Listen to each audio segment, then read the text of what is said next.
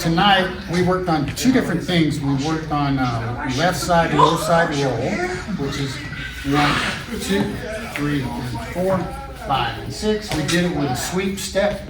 1, 2, 3, and 4, 5, 6. And we did it with little chuck steps.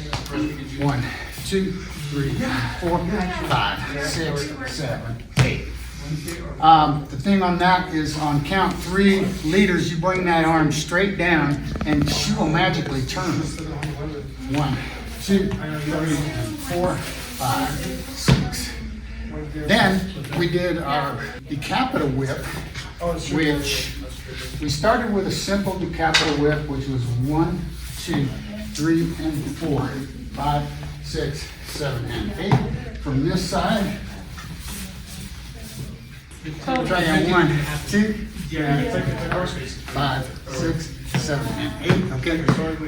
And so on that one, that's a lot of detail to go into. But it's basically a reverse whip, and leaders, you're draping your head on count 4.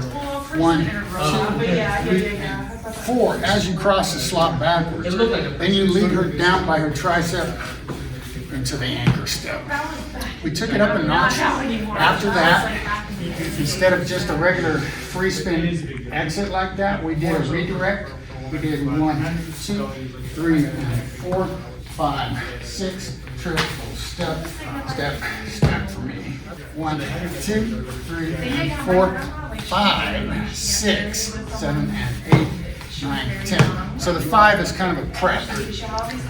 Then the last one we did was, I call it the Monty, because that's who I learned it from. And it's 1, 2, 3, 4, 5, 6, 7, and 8. On this side, 1, 2, 3, 4, 5, 6, 7, and 8. Any thoughts on any of that? Thank you very much.